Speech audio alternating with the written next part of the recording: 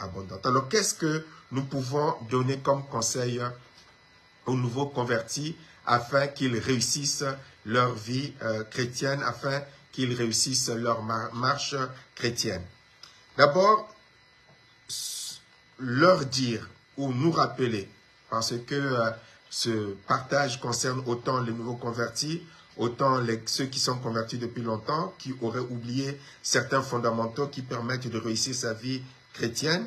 Se rappeler en lisant ce premier texte qui se trouve dans Jean chapitre 8, du verset 30 au verset 32, qui dit donc ceci: c'est le Seigneur Jésus-Christ qui va parler, qui va s'adresser à ceux qui étaient censés être ses disciples. Comme Jésus parlait ainsi, plusieurs crurent en lui, et il dit aux Juifs qui avaient cru en lui: si vous demeurez dans ma parole, vous êtes vraiment mes disciples. Vous connaîtrez la vérité, et la vérité va vous rendre libre.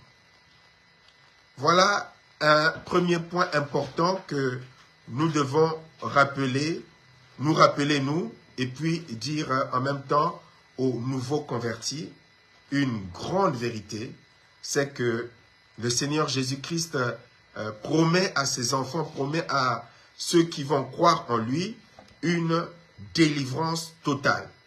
Une délivrance totale, une libération totale. Le Seigneur Jésus-Christ promet au travers de ce passage que si ceux qui croient en lui demeurent dans sa parole, marchent dans l'obéissance de sa parole, le Seigneur dit que vous connaîtrez alors la vérité et la vérité va vous rendre libre. Vous avez remarqué dans le passage que nous avons lu, que nous venons de lire, que le Seigneur Jésus-Christ s'adressait, c'est précisé au verset 30, comme Jésus parlait ainsi, plusieurs crurent en lui. Donc, il ne suffit pas de croire en Jésus. Il ne suffit pas de croire que Jésus est le Sauveur. Il ne suffit pas de croire que Jésus est le Fils de Dieu. Il ne suffit pas pour vous d'être baptisé et pour nous d'avoir été baptisés. Cela ne suffit pas. Et le Seigneur va donc s'adresser pourtant à des personnes qui venaient de croire en lui, qui venaient de croire en sa parole. Il va leur dire: vous devez demeurer dans ma parole. Nous verrons par la suite ce que cela implique. Si vous demeurez dans ma parole, alors vous allez vraiment être mes disciples. Nous avons développé le terme du disciple-là pendant de nombreux mardis. Et donc le Seigneur dit: si vous restez fidèles dans la parole, c'est ainsi que vous allez vraiment être mes disciples. Et alors la conséquence est que vous connaîtrez alors la vérité, et c'est cette vérité qui va vous conduire à la pleine délivrance, qui va vous conduire à la pleine libération. Parce que Jésus dit que, au verset 34, Jésus dit: quiconque se livre au péché est encore esclave du péché. Donc, une puissante vérité qu'il faut marquer et qu'il faut se rappeler, c'est que lorsque on se donne à Jésus, si on se donne totalement à Jésus, il ne veut pas que nous restions esclaves de quoi que ce soit, de quelque péché que ce soit. Nous le verrons par la suite. Mais en tout cas, Jésus ne veut pas que nous demeurions. Il n'est pas mort à la croix pour que nous demeurions esclaves de quoi que ce soit qui domine sur nous.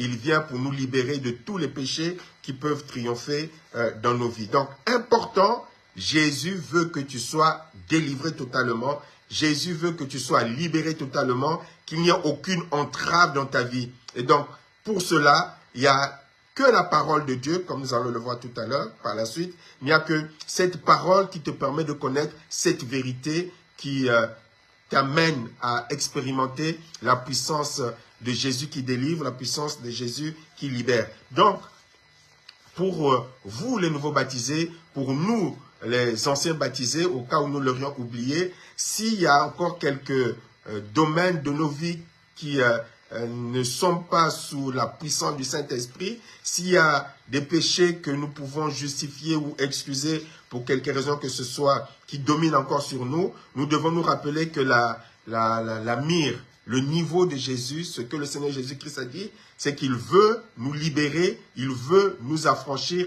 il veut nous délivrer. Le Seigneur Jésus-Christ n'est pas venu pour nous sauver partiellement, mais il est venu pour que les esclaves soient libres. Dieu ne veut pas que nous soyons esclaves de quelque chose que ce soit dans nos vies. c'est important d'en faire un postulat afin que dans ta marche chrétienne, dans ta vie chrétienne, tu puisses, je regarde le deuxième téléphone parce que on a des chrétiens qui sont connectés sur Zoom en audio. Donc Dieu ne veut pas que dans ta vie chrétienne, tu sois esclave de quoi que ce soit, que tu sois dominé par quoi que ce soit qui entrave ta liberté d'enfant de Dieu, qui entrave ta joie d'enfant de Dieu, qui entrave ta paix d'enfant de Dieu. Et c'est pour cela que il a donné tous les moyens en mourant à la croix pour que tu ne sois esclave de quoi que ce soit. Donc ce principe doit être un marqueur dans ta vie. Il y a quelque chose qui domine sur toi, qui n'est pas bon. Il y a quelque chose qui triomphe sur toi, qui n'est pas bon. Tu dois te rappeler qu'avec Jésus-Christ, tu es destiné à en sortir vainqueur. Tu ne dois accepter aucune défaite, tu ne dois accepter aucune domination de quoi que ce soit, ni de qui que ce soit qui ne glorifie pas Jésus. Donc dans ta vie, tu dois accepter cette bataille. Telle chose m'empêche de vivre pleinement ma vie chrétienne. Telle chose, telle habitude m'empêche de vivre pleinement ma joie en Christ. Jésus a dit que en lui, je dois parvenir à la pleine délivrance. Je vais me donner les moyens pour y parvenir. Avec patience, avec persévérance, peut-être en tombant, se relevant, mais la victoire au bout est certaine et tu dois l'accepter. Et donc, avoir comme marqueur dans ta vie, ne jamais accepter une quelconque défaite, ni une quelconque habitude qui ne glorifie pas notre Dieu.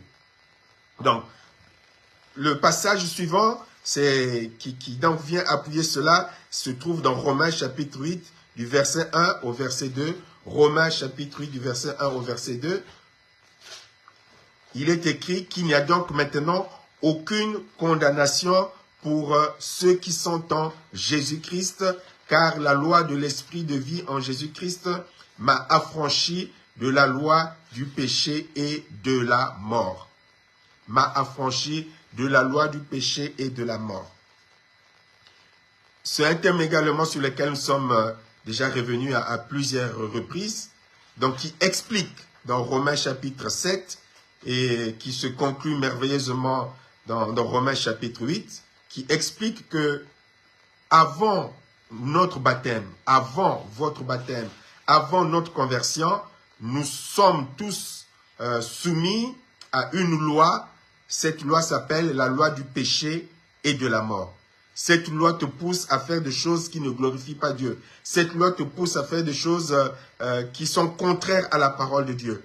Et déjà, vous allez le remarquer pour les nouveaux baptisés. Après votre baptême, certainement de dimanche, vous avez peut-être pris la décision, désormais, je ne vais plus faire ceci, je ne vais plus faire cela, je ne vais plus commettre ceci, je ne vais plus commettre cela. Et puis vous découvrez qu'il y a une force qui est là, une force de découragement, une puissance de découragement qui vient comme te forcer à faire ce que tu ne veux pas faire, qui veut te forcer à désobéir à Dieu, qui veut te forcer à ne pas plaire à Dieu. Cette loi, c'est la loi du péché et de la mort, qui est ancrée dans nos gènes spirituels depuis Adam et Ève.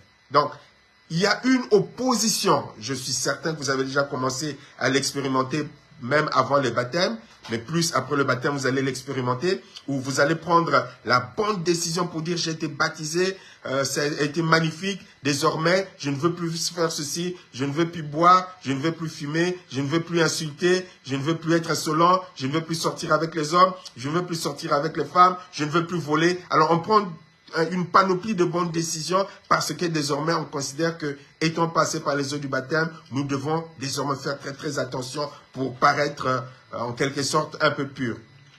Et après on découvre que, en dépit de sa bonne décision, on n'y arrive pas. Et c'est ce que l'apôtre Paul va découvrir dans Romains chapitre 7. Donc il explique un peu son cheminement, où il découvre qu'il est incapable de faire le bien qu'il voudrait faire et il fait le mal qu'il ne voudrait pas faire. Cela vient d'où? Cela vient de la loi du péché et de la mort.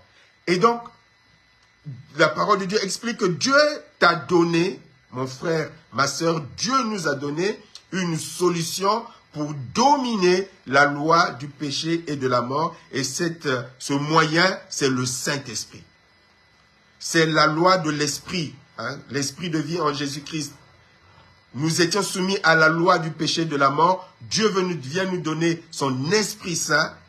Et par son Esprit Saint, tu deviens capable de dire non aux tentations, tu deviens capable de dire non au péché, comme le Saint-Esprit le dira par la suite à l'apôtre Paul. Nous ne sommes plus redevables au péché pour vivre désormais selon le péché. Désormais, nous avons la possibilité, nous avons le pouvoir, tu as le pouvoir, tu as la puissance de dire non au péché qui dominait sur toi, tu as la puissance de dire non à l'habitude qui dominait sur toi, tu as le pouvoir de dire non à tout ce dont tu as honte qui triomphait de toi. Désormais, par le Saint-Esprit, tu as les moyens, le pouvoir et la capacité de résister et de vaincre. C'est le Saint-Esprit qui te rend capable de cela. C'est pour cela que la Bible demande aux chrétiens d'être remplis du Saint-Esprit pour pouvoir dominer, triompher des œuvres de la chair. La Bible parle dans Galates chapitre 5, à partir du verset 19 au verset 22. Donc la Bible présente deux types de personnes. Il y a la personne qui est dans la loi du péché et de la mort tout en se disant chrétienne, et il y a la personne qui est dans la loi ou sous la loi de l'Esprit, qui est conduit par le Saint-Esprit, et la Bible dit qu'il est rempli du Saint-Esprit. Et donc, pour nous, chrétiens, il est important que nous soyons remplis du Saint-Esprit. Si nous voulons réussir notre marche chrétienne après le baptême, il est important d'être conduit, d'être soumis, d'être dirigé, d'être rempli du Saint-Esprit afin désormais de pouvoir dominer les péchés qui sont présentés comme étant les œuvres de la chair. Sans le Saint-Esprit, ce n'est pas possible. Sans la plénitude du Saint-Esprit, ce n'est pas possible. Et donc, dans Galates chapitre 5, verset 19, à partir du verset 19, il nous est présenté ceci.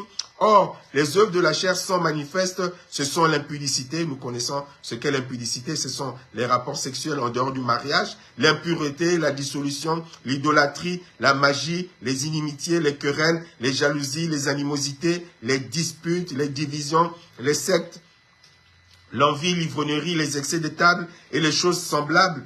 Toutes ces choses, lorsqu'on est enfant de Dieu, lorsqu'on est rempli du Saint-Esprit, lorsqu'on marche selon le Saint-Esprit, lorsqu'on est un véritable disciple de Jésus-Christ, Dieu attend de nous que toutes ces choses ne soient plus dans nos vies, disparaissent de nos comportements, disparaissent de nos caractères, disparaissent de nos habitudes, disparaissent de nos réactions. C'est ce que Dieu attend de nous. Donc c'est ce que nous étions avant le baptême. Désormais, nous devons avoir comme envie de plaire à Dieu en se laissant conduire par le Saint-Esprit. Lorsqu'on veut plaire à Dieu et qu'on se laisse conduire par le Saint-Esprit, il est écrit, mais le fruit de l'Esprit, par la suite, vous sautez un ou deux versets, mais le fruit de l'Esprit, c'est l'amour, la joie, la paix, la patience, la bonté, la bénignité, la fidélité, la douceur, la tempérance. Ceux qui sont à Jésus-Christ ont crucifié la chair avec ses passions et ses désirs. Donc nous voyons ce que nous étions avant, ce que vous étiez avant, et ce à quoi Dieu voudrait que vous puissiez parvenir en étant ses enfants. Avant, nous étions dans l'impudicité, on couchait à gauche et à droite. Avant, nous étions dans des querelles, disputes à gauche et à droite. Avant, nous étions dans les mensonges à gauche et à droite, dans les jalousies, dans la sorcellerie, dans le vol, dans des choses qui ne sont pas conformes à notre nouvelle identité d'enfant de Dieu. Ces choses-là doivent devenir le passé. Doivent devenir le passé pour pouvoir rentrer maintenant dans ces nouvelles choses que Dieu a définies, qui sont le fruit du Saint-Esprit. Désormais, nous devons être dans la paix, dans la joie, dans la patience, dans la bonté, dans la bénignité, dans la fidélité et dans la douceur, dans la tempérance. C'est pour cela que 2 Corinthiens chapitre 5, verset 7, il dit de nous que si nous sommes en Jésus-Christ, nous devenons des nouvelles créations, une nouvelle créature. Les choses anciennes sont passées, voici toutes choses sont devenues nouvelles. C'est cela la nouvelle naissance. Avant le baptême, avant la conversion, nous avions un comportement comme tout le monde, mais une fois que nous venons vraiment à Jésus-Christ, nous devons rentrer dans la nouvelle naissance. Ça ne se fait pas du jour au lendemain automatiquement, mais c'est le but, c'est l'objectif. Le but à atteindre, la carrière dans laquelle il faut rentrer, et le Saint-Esprit nous donne cette capacité, ce moyen, cette force de pouvoir dire non à ce qui était cette vie de péché et pour dire oui à ce qui est conforme aux bonnes choses de Dieu. Et pour cela, je insiste encore là-dessus, nous avons besoin, tu as besoin d'être conduit par le Saint-Esprit, d'être rempli du Saint-Esprit. Donc, demandez à Dieu, Saint-Esprit, prends le contrôle de tout mon être. Saint-Esprit, je ne veux plus mentir. Saint-Esprit, je ne veux plus être dans l'impudicité. Saint-Esprit, je ne veux plus être dans la colère. Saint-Esprit, je ne veux plus être dans la méchanceté. Saint-Esprit, je ne veux plus être dans la peur. Donc, toutes ces choses, en tant que nouveau baptisé, tu fais le point, tu pries à Dieu, tu demandes au Saint-Esprit, tu vois, j'ai des pensées impures, tu vois, je suis dans...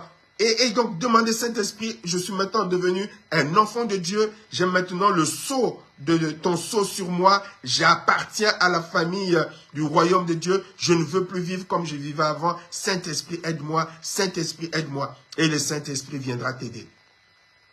De nombreux chrétiens pourraient vous témoigner, vous les nouveaux baptisés de dimanche, de nombreux chrétiens pourraient vous témoigner quelle vie de désordre ils menaient auparavant, comment est-ce qu'ils étaient esclaves de l'alcool, comment est-ce qu'ils étaient esclaves de la sexualité désordonnée, comment est-ce qu'ils étaient drogués, comment est-ce qu'ils étaient esclaves de la cigarette, comment est-ce qu'ils étaient esclaves de beaucoup de choses pas bien, même des fétiches. Beaucoup de chrétiens pourraient vous expliquer quelle vie ils menaient. Une certaine sœur pourrait vous dire comment est-ce qu'elle était esclave des jupes courtes. Mais quand le Seigneur est venu, le Seigneur a tout changé, a tout transformé. Et au fur et à mesure que nous avons commencé à grandir spirituellement, selon le principe, d'autres principes que nous allons voir tout à l'heure, au fur et à mesure, Dieu a changé, transformé et nous a libérés de toutes ces choses. Avant, par exemple, moi, chaque 31, je disais, le 31 décembre, je dois aller à une fête, je dois aller à une boum, je dois boire, je dois. Mais le Seigneur est venu, il a libéré, délivré de toutes ces choses. Donc, par le Saint-Esprit, c'est possible. Si tu le veux, avec le Saint-Esprit, ce dont tu es esclave, ce qui domine de toi, les mauvaises réactions, les mauvaises paroles, la paresse, toutes ces choses qui ne sont pas bien, selon le Seigneur, patiemment, tu demandes au Seigneur, le Seigneur t'aidera à grandir spirituellement. J'expliquais cela à quelqu'un qui va se faire baptiser bientôt, qu'on ne devient pas adulte chrétien du jour au lendemain. On commence comme un bébé spirituel, avec des hauts, des bas, avec des chutes, avec des échecs. Mais au fur et à mesure que vous allez continuer dans la marche chrétienne, vous deviendrez ceux qui sont capables de marcher tout seuls, ceux qui deviennent après des adolescents, des adultes. Mais il faut s'engager dans cette marche où on doit refuser d'accepter la défaite spirituelle. Telle chose, je sais que ça ne plaît pas à Dieu. Je suis un homme colère, je suis une femme colère, ça ne plaît pas à Dieu. Il faut que, Seigneur, je parvienne à devenir un homme avec la tempérance, la douceur que toi tu donnes. Donc, se le dire et faire le point régulièrement avec le Seigneur. J'insiste là-dessus pour dire que c'est possible. Ne commettez pas l'erreur de beaucoup de chrétiens qui mettent la poussière sous le tapis. Le caractère ne connaît pas conforme à ce que Dieu voudrait. Les comportements ne sont pas conformes à ce que Dieu voudrait. Les réactions ne sont pas conformes à ce que Dieu voudrait. Mais au lieu d'aller devant le Seigneur pour dire, Père, je veux que tu me transformes. Tu as dit que par ton Esprit Saint, tu peux me donner un cœur nouveau. Par ton Esprit Saint, tu peux me donner des réactions nouvelles. Par ton Esprit Saint, tu peux me donner des pensées nouvelles. Par ton Esprit Saint, tu peux changer mon caractère. Au lieu d'aller vers Dieu pour dire, je refuse de rester dans ces comportements qui ne te glorifient pas, mais il se trouve des excuses. Refusez ces excuses dans vos vies. Refusez. Parce que Dieu vous a donné son Esprit Saint qui vous donne capable d'une pleine transformation, d'un plein changement. Comment? Deuxième élément, autre élément, et cet élément se trouve dans Romains 12, verset 1 au verset 2. Romains 12, qui dit donc ceci, Romains chapitre 12, du verset 1 au verset 2, « Je vous exhorte donc, frères, par les compassions de Dieu, à offrir vos corps comme un sacrifice vivant, saint, agréable à Dieu, ce qui sera de votre part un culte raisonnable. Ne vous conformez pas au monde présent, au siècle présent, mais soyez transformés par le renouvellement de l'intelligence afin que vous discerniez quelle est la volonté de Dieu, ce qui est bon, agréable et parfait. Soyez transformés par le renouvellement de l'intelligence. Voilà un autre point important. Renouvellement de l'intelligence, ça veut dire une intelligence nouvelle. Cela veut dire que avant ta conversion, avant de rencontrer Jésus, nous avons tous un passé, nous avons tous une culture, nous avons tous une éducation, nous avons tous une tradition, nous avons tous les us et coutumes dans lesquels nous sommes nés, dans nos familles, les amis, les parents, la famille, donc qui nous ont inculqué une manière de voir les choses, qui nous ont inculqué une manière d'interpréter les choses, qui nous ont inculqué un ordre de grandeur ou de priorité selon eux, qui nous ont, qu'on le veuille ou non, qui nous ont inspiré des craintes, des peurs, des conclusions, des interprétations.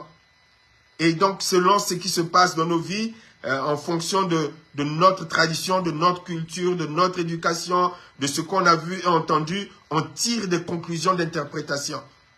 Donc, on a une intelligence, on vient au Seigneur avec une intelligence influencée par beaucoup de choses. Beaucoup de choses.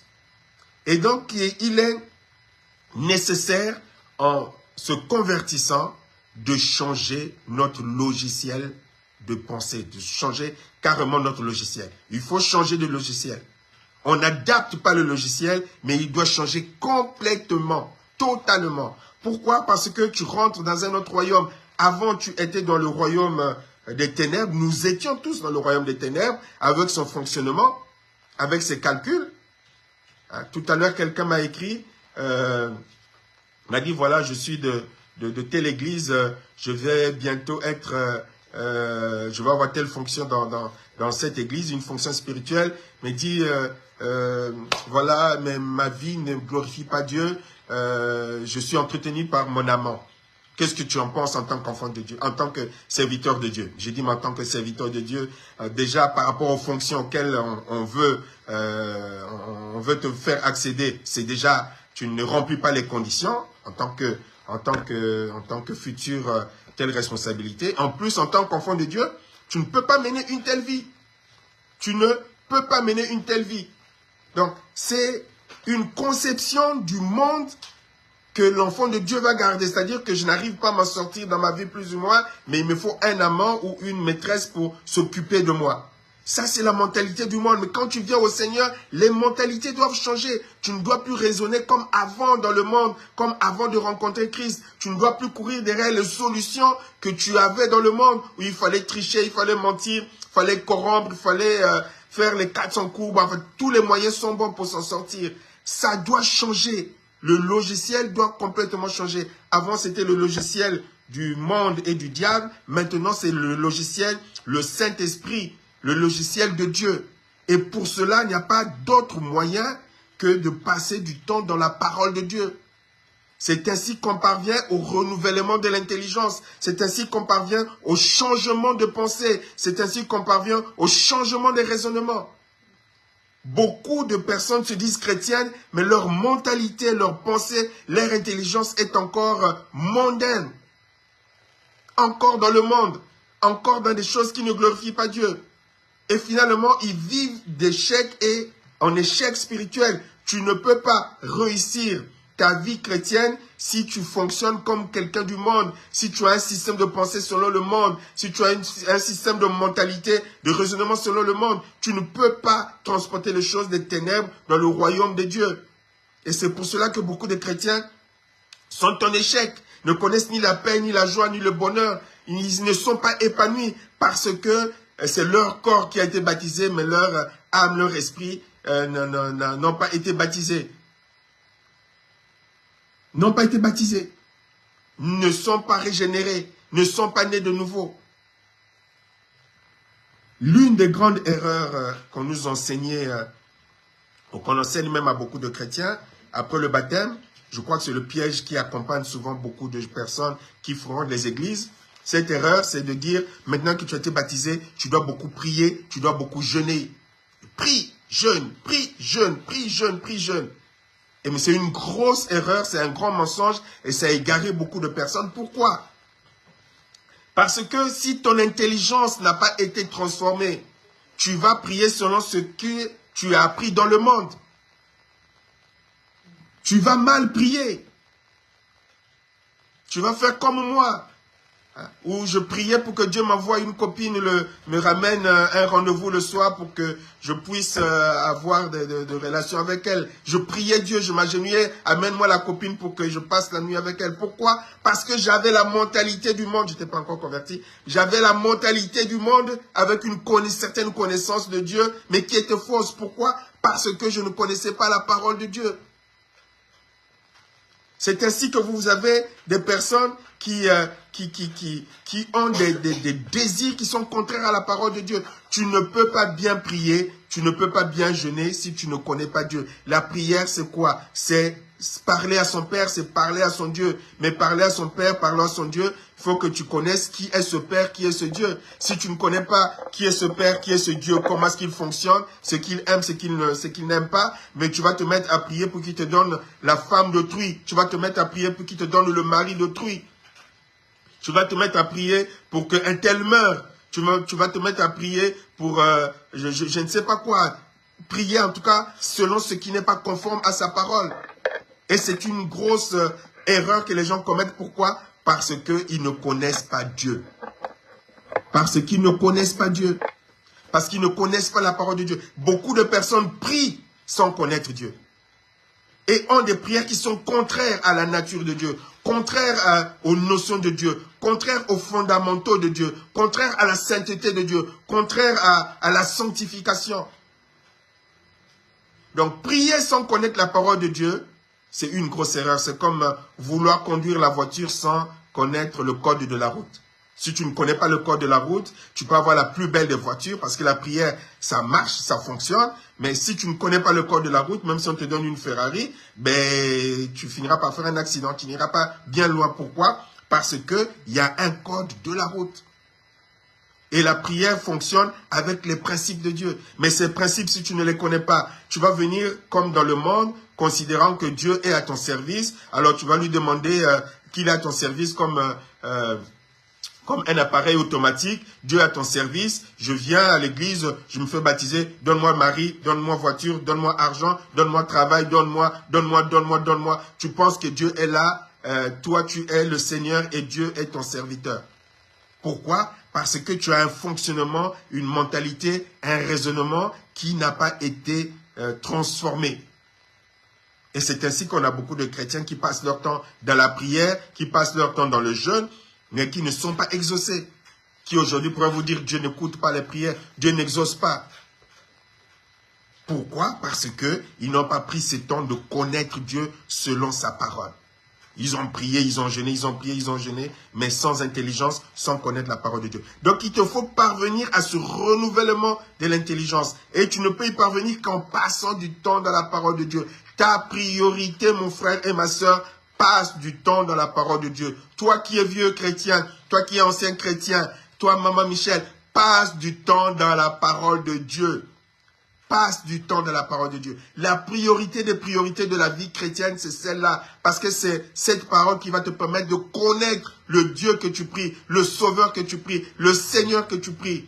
Toi, par exemple, qui as été baptisé récemment, tu as besoin de connaître Jésus. Lis les évangiles. Prends du temps, lis les 4 évangiles pour te familiariser à tout ce que Jésus a fait, tout ce que Jésus a dit. Il est important que tu connaisses Jésus, ton Sauveur et ton Seigneur. Qu'est-ce qu'il est venu faire? Comment est-ce qu'il s'est comporté? Qu'est-ce qu'il a dit? Qu'est-ce qu'il a condamné? Donc familiarise-toi, lis les évangiles. Après tu attaques les épîtres qui vont te montrer ce qu'un chrétien baptisé doit faire ou ne doit pas faire. Parce que c'est pour cela que ça a été écrit, pour dire aux chrétiens, voilà, maintenant que vous êtes chrétiens, voilà ce qui est bien, voici ce qui n'est pas bien. Il faut lire la priorité. Lis la parole de Dieu. Médite la parole de Dieu. Pour les fidèles de l'Église, on pourra vous partager quelques traités sur comment, entre autres, méditer. Mais il faut passer ce temps dans la parole de Dieu. Pas seulement lire pour lire, mais la méditation, c'est lire la parole de Dieu, se poser la question élémentaire, qu'est-ce que j'apprends sur Dieu dans le texte que je viens de lire? Qu'est-ce que Dieu m'apprend sur moi? Est-ce qu'il y a un exemple à suivre? Est-ce qu'il y a un exemple à ne pas suivre? Et sur la base de ces questions et de ces questionnements élémentaires, se mettre à prier pour dire, là Seigneur, je viens de découvrir que tu n'aimes pas la colère. Tu n'aimes pas le mensonge. Tu n'aimes pas l'hypocrisie. Donc Seigneur, je prends conscience sur la base de ce que je viens de lire. Tu n'aimes pas la médisance. Je prends conscience sur la base de ce que je viens de lire. Alors je me mets à prier, Seigneur, aide-moi. Aide-moi par le Saint-Esprit à devenir celui que tu veux être. La prière, c'est ce qui a été donné pour faire ce travail. Donc, la parole de Dieu et la prière sont les deux pieds qui te permettront d'aller de l'avant. Mais si tu mets d'abord la prière sans connaître Dieu, tu vas te casser la figure. Tu vas être comme beaucoup de chrétiens aujourd'hui qui tourneront. Et leur vie n'est pas une vie de réussite. Pourquoi? Ce n'est pas parce que Dieu aurait menti. Ce n'est pas parce que Dieu aurait trompé. Non, mais parce qu'ils ont négligé ce qui fait la force de la vraie prière, ce qui fait la puissance de la vraie prière, s'ils ont négligé la parole de Dieu. Beaucoup de chrétiens ne connaissent pas du tout la parole de Dieu, négligent la parole de Dieu, ils se contentent des prédications. Nous voudrions vous dire, pasteur Carmel et moi-même, que ne vous contentez pas de nos prédications, fussent-elles très inspirées, même si ces prédications vous font trembler lorsque vous entendez pasteur Carmel prêcher. Aucune prédication ne peut remplacer la parole de Dieu que tu médites toi-même. Parce que quand tu médites la parole de Dieu, c'est le Saint-Esprit et toi en face du Père. Il n'y a pas meilleure onction. Et rien qu'en méditant la parole de Dieu, rien qu'en lisant la parole de Dieu, tu es délivré, tu es libéré, tu es ce qu'on appelle les autodélivrants. Plus tu passeras du temps dans la parole de Dieu, il y aura même des situations pour lesquelles tu n'auras pas besoin que pasteur Carmen t'impose tes mains avec son onction d'huile. Tu n'auras même pas besoin parce que plus tu passeras du temps dans la méditation, dans la présence de Dieu, le Saint-Esprit lui-même en toi combattra pour te libérer, pour te délier, pour te délivrer, même pour te guérir, sans qu'on ait à poser les mains dans quoi que ce soit. Moi qui vous parle, j'étais quelqu'un qui tombait souvent malade. J'étais fragile, j'avais une santé fragile. Très, très, très fragile. Je m'enrhumais facilement. Mais Dieu m'a guéri de beaucoup de maladies. Personne ne m'a imposé les mains. C'est le témoignage que d'autres pourraient vous donner également. C'est Dieu qui a fait les choses. Plus vous allez aimer la parole de Dieu, plus vous allez aimer passer du temps avec le Seigneur, plus vous allez avoir cette conversation selon le principe de méditation que j'ai donné, dans ce désir de plaire à Dieu, vous allez expérimenter ce qui fait la paix, la joie, le bonheur des enfants de Dieu. Parce que Dieu veut que vous soyez heureux dans la vie en Christ. Il y a le bonheur dans la vie en Christ. Il n'y a pas que ce que parfois nous voyons, que des plaintes, comme si nous étions les enfants d'un père qui ne s'occupe pas de ses enfants. Notre Dieu, ton Dieu, celui qui est devenu ton père et ton Dieu, le dimanche, le jour du baptême, officiellement d'une certaine manière, c'est un Dieu qui est responsable, qui veut le bonheur de ses enfants, qui donne les moyens à ses enfants pour qu'ils réussissent. Mais pour cela, il faut respecter les principes que nous sommes en train de partager et que d'autres vous partageront certainement tout à l'heure. Mais l'un des points importants, et qui est le point que beaucoup de chrétiens négligent en priorité, c'est la négligence de la parole de Dieu. La négligence de la parole de Dieu. Se concentrant. J'insiste là-dessus parce que c'est l'erreur partagée par beaucoup de chrétiens qui expliquent leur échec, leur manque d'épanouissement et leur égarement magistraux. La négligence de la parole de Dieu, la méconnaissance de la parole de Dieu. Il faut que ton intelligence soit transformée, changée, le logiciel transformé. Ainsi, plus tu liras la Bible, plus tu passeras du temps dans la parole de Dieu, mais tu expérimenteras ce que Dieu dira à Josué, dans Josué chapitre 1, verset 8. C'est en méditant la parole de Dieu que tu réussiras dans toutes tes entreprises. Donc Josué 1, verset 8. Que ce livre de la loi ne s'éloigne point de ta bouche, médite-le jour et nuit pour agir fidèlement selon tout ce qui est écrit, car c'est alors que tu auras du succès. dans tes entreprises, c'est alors que tu réussiras. Voilà, c'est ce que Dieu demandait au roi, c'est ce que Dieu demandait à Josué, c'est ce principe qui demeure. Plus tu passeras du temps à méditer dans la parole de Dieu, dans le but d'y obéir, dans le but de t'y soumettre en l'accompagnant avec la prière, et plus tu travailleras dans cela, plus alors tu vivras une vie chrétienne vraiment heureuse et réussie. Dernier conseil, après je laisserai les autres s'exprimer. Dernier conseil également important, c'est 1 Corinthiens 15, verset 33. 1 Corinthiens 15, verset 33, qui dit donc ceci: ne vous y trompez pas, les mauvaises compagnies corrompent les bonnes mœurs. Les mauvaises compagnies corrompent les bonnes mœurs. Certaines vies resteront toujours bloquées tant que tu ne feras pas le ménage parmi ton entourage. Lorsque on devient chrétien, avant la conversion, nous avions certaines fréquentations, certaines relations. Mais une fois que tu viens dans le Seigneur, il faut que tu sois capable de faire le point par rapport à certaines fréquentations qui peuvent être une source d'influence mauvaise, un encouragement à désobéir à Dieu, un encouragement à marcher contre Dieu. Et donc, cela va te conduire à faire le choix de tes fréquentations, le choix de tes amis, même parfois ceux qui sont depuis longtemps chrétiens. Parfois qui sont plus dangereux que les païens. Donc, il y aura ce choix, il y a ce choix à faire par rapport à certaines fréquentations, certains amis, certaines relations qui peuvent être une source de mauvaise influence pour te conduire à marcher dans la désobéissance. Faire le choix, se séparer de certains, fuir même certains, parce qu'il y a certains, il faut avoir le courage de fuir loin d'eux parce que leur influence est tellement terrible que tu es obligé de fuir, tant que tu ne te sens pas fort.